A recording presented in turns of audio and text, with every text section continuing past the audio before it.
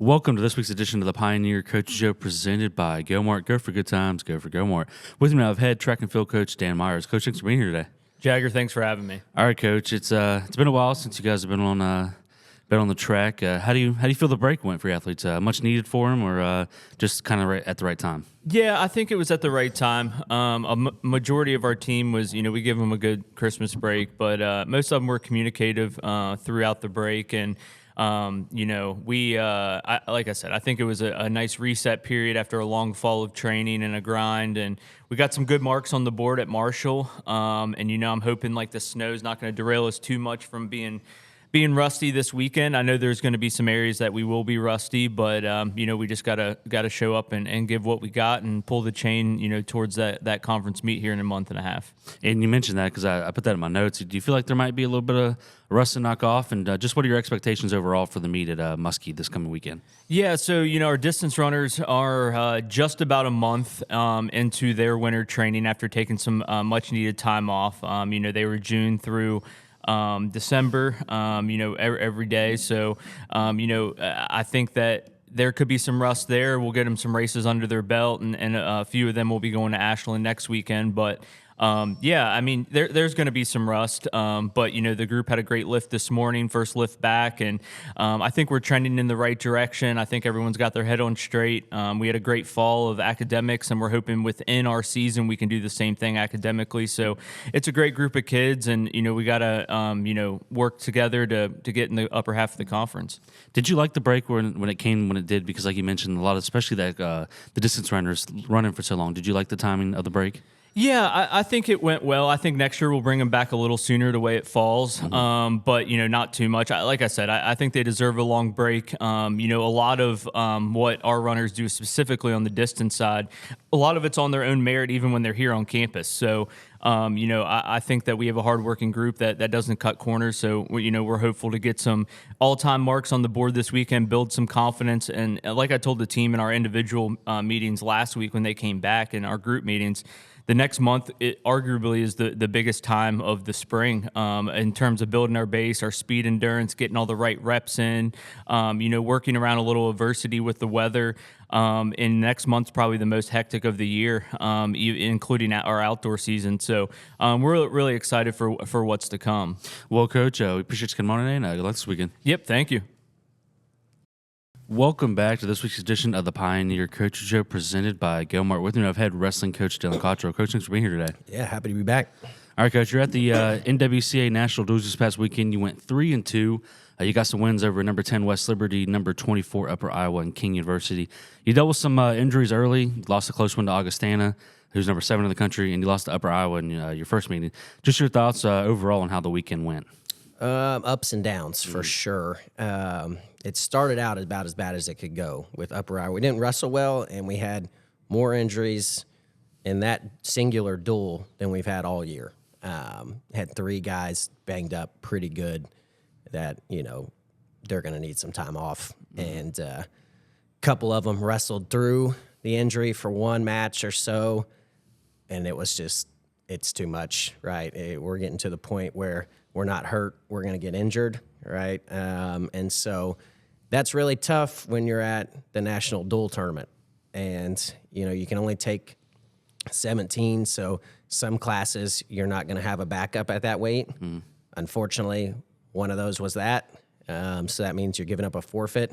It's really hard to win. That's pretty much 2 weight classes, 2 wins on a weight class that you're giving up.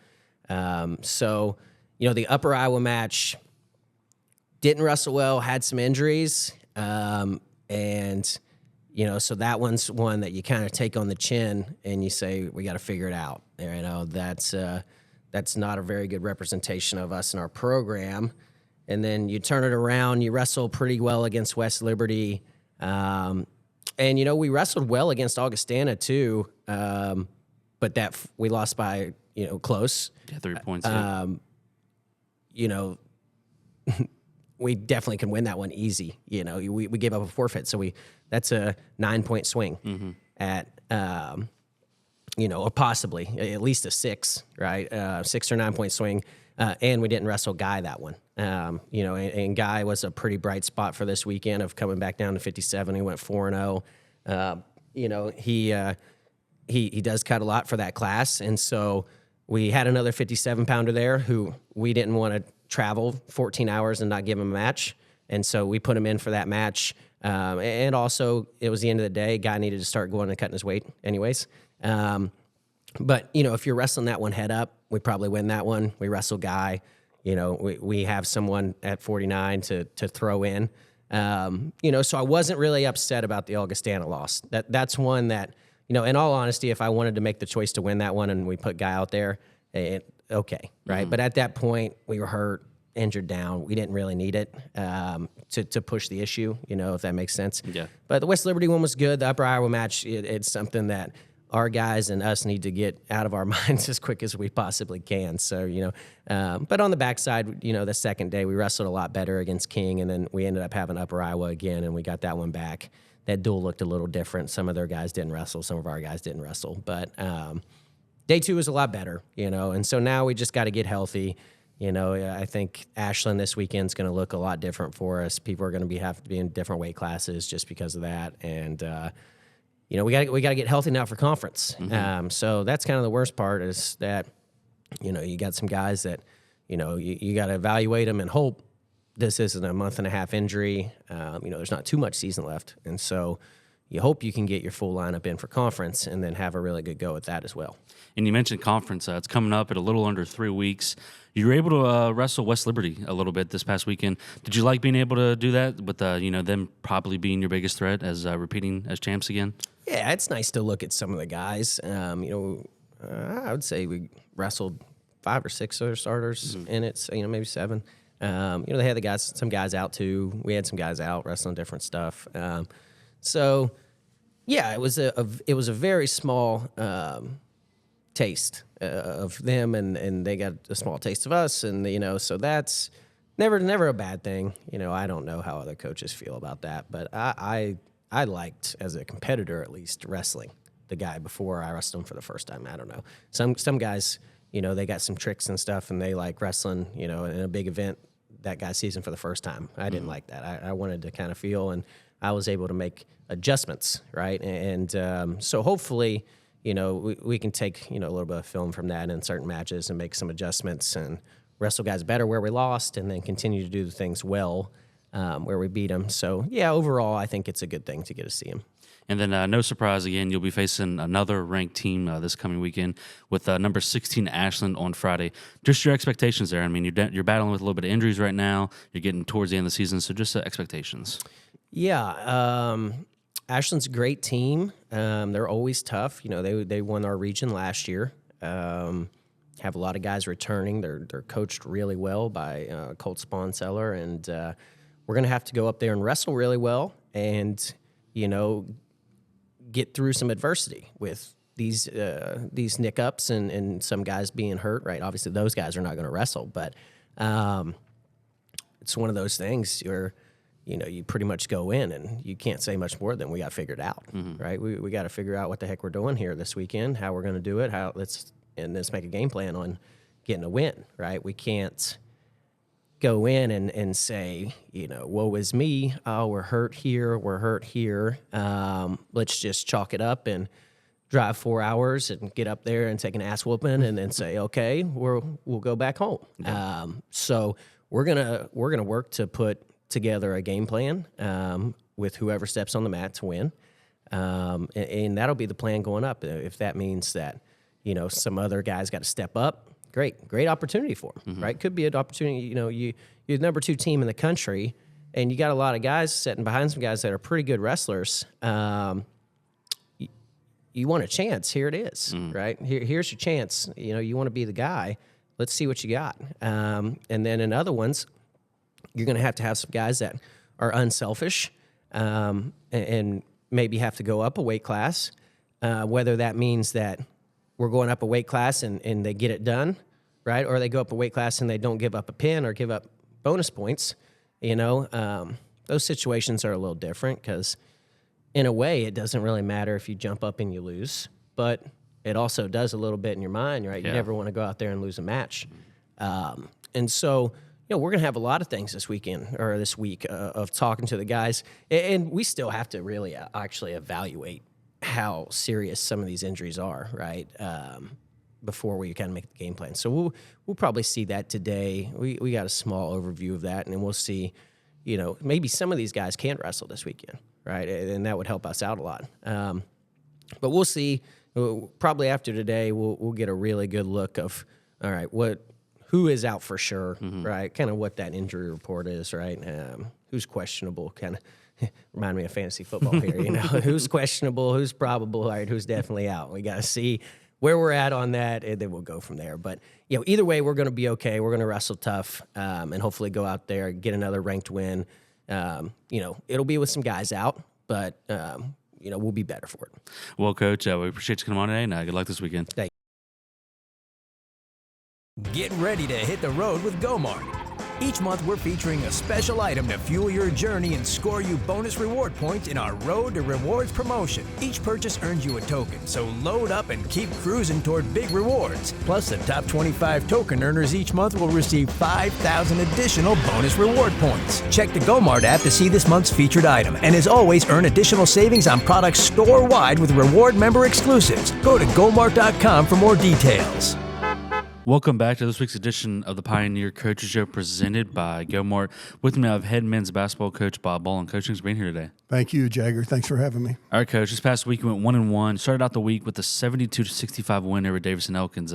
Prince Masingo with another near double-double, had 15 and 9. It really was a close game throughout. It came down to the final few minutes. Just your thoughts on the win.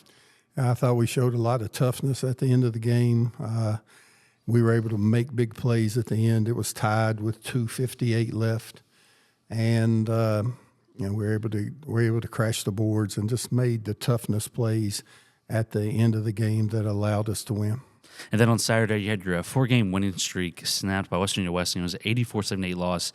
They mentioned it on the broadcast, that in your 4-game winning streak, they'd only been giving up, I think it was around like 65, 66 points. And Wesleyan was obviously able to score 84. Just your thoughts on the loss, and what do you think that led to Wesleyan's ability to be able to score the way that they did, that teams in the past just haven't been able to do? Yeah, their two little guards were on fire. Mm-hmm. They were making shots from everywhere. Got off to a bad start to start the second half, and then we were able to regroup and make a run at it. But I thought they played really well, and I thought that we didn't have the intensity that we've had. Mm-hmm.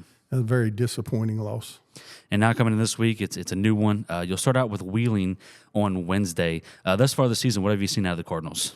Yeah, their guards are really good. They shoot the ball early. It's an all-conference point/2 guard. Gabbert shoots the ball well, and their kids inside play really hard, and 6'8" kid jumps well. All the teams in this conference, I tell our guys all the time, it's not about who we're playing, it's about us. Mm-hmm. If we play well, we can beat everybody on the schedule. If we don't play well, we can lose to anybody on the schedule, and that's just how the Mountain East is from top to bottom. Everybody's probably favored at home, and you have to go take it. You have to go in there with a lot of toughness and a lot of desire, like we showed at Point Park. We won some road games in this conference and showed toughness, and that's what we're going to have to do. And you mentioned, the disappointing loss on Saturday. How do you get your guys to bounce back from that loss and, go get a win on Wednesday? Yeah, we're going to have 2 good days of practice. We're probably going to make some changes. And, we hope to get Devin back at some point this year. Mm-hmm. I mean, he's been sick for over a month, and, we really miss him. And then you'll finish out the week with number 7, West Liberty at home on Saturday. Coach, appreciate you coming on today, and good luck this week. Okay, thank you, Jagger. Welcome back to this week's edition of the Pioneer Coaches Show presented by GoMart. With me, I've head women's basketball coach Emily Stoller. Coach, thanks for being here today. Hey, thanks for having me on. All right, Coach, you went 2-0 last week. You started out the week with an 83-48 win over Davidson Elkins. You only shot the 29% from the field, 23% from 3, but you forced 32 turnovers. Overall, it wasn't a good shooting night, but you're still able to pull out a 35-point win. What did you like out of this kind of win? Yeah, not too much, honestly. I told the girls it felt, that win felt like a loss, mm-hmm. And that's kind of how we treated it moving forward. in practices, and that we had truly, as a coaching staff, felt like we lost that game, and there was just no sign of improvement and in the areas that we were looking for. So definitely wasn't happy about that win, but we were able to get it back together and turn it back around for Wesleyan. And you mentioned that you went to Wesleyan. They were number 1 in the conference coming in. You won 99-84. You completely flipped the script. You shot 45% from three, 45% from the field, 42% from three. You made 16 3-pointers. Just your thoughts on the win. Yeah, we clearly we shot the ball well. We haven't shot the ball, I think, all season to that percentage. But they shot the ball even better than us, and we talked about it. 56% from the floor and 52% from the 3-point line. Wesleyan was able to put up that game. I think it came down to the possession differential, and we've preached that all year of how important the possession differential is, and how the style of basketball that we play, and wherever we can find that, whether that's in steals in the full court or whether that's in offensive rebounds. I think we were able to focus on a lot of the areas that we preach possession differential, and I think that had everything to do with the win. And then now coming into this week, you'll hit the road on Wednesday at Wheeling. They're currently 5th in the league. Lost 3 in a row, but then they just got a big 15-point win over Frostburg State on Saturday. What have you seen out of the Cardinals so far? Yeah, so I think that they're I talked to their coach early. They're a really young team. They brought in a ton of freshmen. I think she told me that they had about 14 freshmen come in this year. So with that, freshmen, they're excited. They want to listen. They want to buy in, and I think it's just going to be a process for them. And we've seen that early, but they have so much potential. With the roster that they have been able to put together. Excuse me, and then coming off of a win against Frostburg, huge. And then they also have the background of beating State, and it's going to be a tough game. So I'm excited going into it. I'm excited for this week, and the opportunities there. With being tied, with first in the conference, and it's kind of what we decide to do with it, and how the girls decide to play. But I'm definitely excited for it. I think it'll be a tough matchup and a tough game. I think they'll have one for us for sure. And to close out the week with West Liberty on Saturday, who's 3-4 in the MBC right now. But Coach, we appreciate you coming on today, and good luck this week. Thank you so much.